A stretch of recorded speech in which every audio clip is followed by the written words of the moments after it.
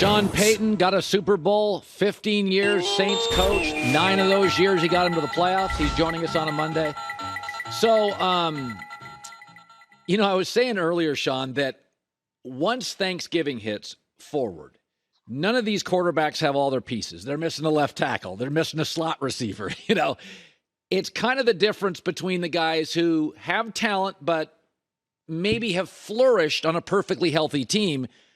And then you look at Burrow and Herbert.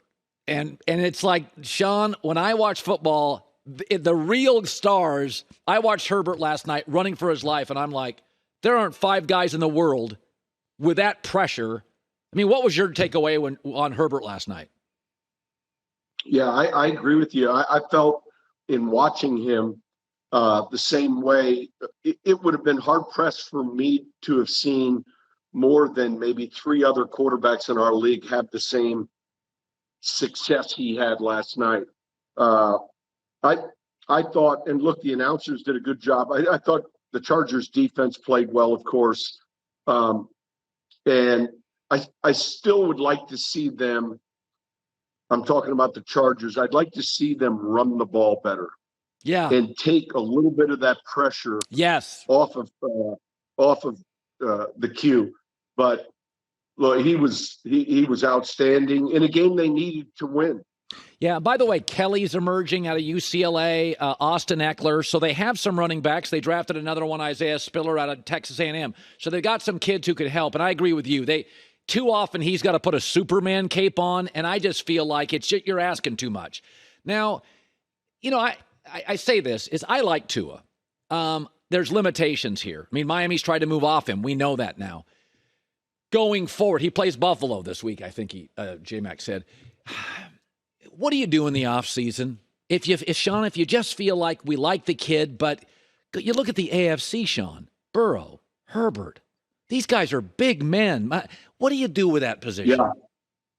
Well, you said it very clearly, and I believe the word you used was like. There are a handful of guys and teams that are in a similar position where they kind of like the quarterback they have, and yet they're still looking to possibly upgrade. And so, look, we're quick to judge every Monday, right? And this season, I think we're at 54 different quarterbacks have started games. Wow. We're almost at a point where, on average, each team has started 2 different quarterbacks. We're not quite at that number 64, but it's vital to your success, and you either have the guy, and if you don't, that's fine. Then you have to be that much better around them. Right. History has told us we can still win the ultimate prize, and teams have done that. But then we have to be dominant on defense. We have to have an outstanding ground game. I thought one thing in the game last night that was apparent, and I heard Collinsworth, they talked about it briefly, that robber or thief coverage. Yeah. The Chargers did a great job of just dropping someone in the middle of the defense where all of those deep ends are caught. Yeah. And really taking that route away, where ultimately the throws are going to have to happen outside the numbers. That's right. And so what does outside the numbers mean, though, Colin? Those are further away. Those are longer throws. Right. And that'll be copied for the next few weeks until they'll have an answer for that. Well, what's really interesting, Sean, is Tua's comp was Drew Brees. Now, I always said I thought that was unfair because Drew's the most accurate thrower of the football I've ever seen. He's a guy who could sit 20 yards from a tire and spin it through that thing. But people can say Brees and Tua are the same. My takeaway was always Drew was a much better athlete than people gave him credit for. He just didn't. You didn't because of your clever play calling. But I thought it was I think Brees in his prime was really a good athlete. I bet he was a golfer, a tennis player. I mean, I bet he was. So I don't think Tua is. I don't think he's as athletic. That's my take. You tell me. Yeah, I would agree. I think this Drew was a phenomenal foot athlete. He was size 13 feet. He had huge hands. He could vertically go up and dunk a basketball right underneath the basket. He beat Andy Roddick at youth tennis when he was 13. Wow. So I think sometimes we have this gauge for athleticism, and it equates to height, weight, size, speed. In Drew's case, he was a fantastic athlete. And I haven't had a chance to watch Tua closely do some of the things. I've seen the season he started off, and he's begun, and it's great to see the progress he's made. I think McDaniel there, those guys have done a great job. I don't know that that's my comp for Tua. I don't think Tua's as big as Drew. And the concern with Tua coming out really from everyone was just, health and can he stay injury free? And look, that's valid. But he is someone that is fit into that system very quickly. It's hard to play in one of these RPO systems where at the snap of the ball, you're having to decide, am I not only who I'm throwing it to, but am I handing it off to the runner or throwing it? I mean, that's a decision. We didn't ask Brees to make that decision a lot. Right. So a different type of offense.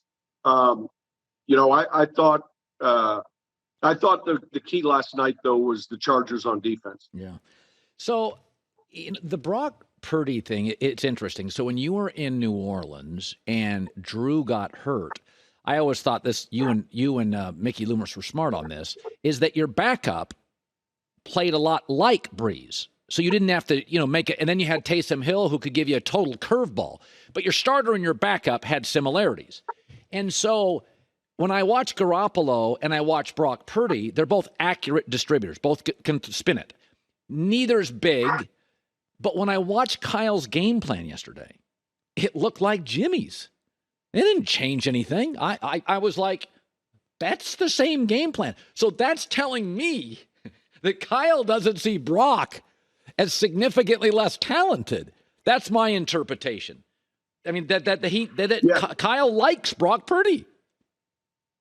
I think if you walked into Kyle's office and you shut the door and you said, hey, listen, off the record here, you got Brock Purdy now with this team, he would turn and smile at you and say, let's go. In other words, the competitive nature of the coach who believes in his system, who believes they're going to run the ball well.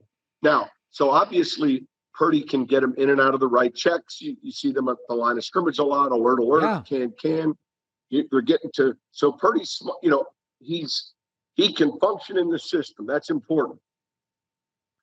But behind closed doors, that challenge, it kind of can create a little sense of urgency for the team too. Yeah. And so we saw it earlier in the year with Dallas. I spoke about it a few years back when we put in Teddy Bridgewater. That everyone else on the team now has to raise their level of play. It's not going to be about Brock Purdy. It's going to be, hey, can the defense be that dominant? Can the running game be that dominant? And so that type of miniature crisis, if you will, can serve the team pretty well. And I felt strongly about that game in picking it yesterday. We've done these studies before, and we spend so much time. You've heard me say this. I hate that 98% of our analytics discussion is on 2-point plays or fourth down. Right. All right. That's like 98% of our discussion is on 5% of what we use analytics for. All right. I mean, there's so many other things. Right. But we beat Washington in a game a few years ago. We were down 14 points with 2 minutes left in the game. It was a score, kickoff. We hold them to 3 and out. We score again. It was one of those crazy games where when the game ended, you felt like, man, we just stole the game. And the numbers suggest the following week, the team that does that is an 0-19 loser. And I remember we were playing the Rams the next week in Los Angeles, and I didn't know whether to talk to the team about this, bring it up, not bring it up. I think I brought it up at a walkthrough the day before the game. Well, Tampa Bay had a similar win last week. Monday Night Football, they're down 13, a few minutes left. They score, they get the stop, they score again, Brady in the 2-minute.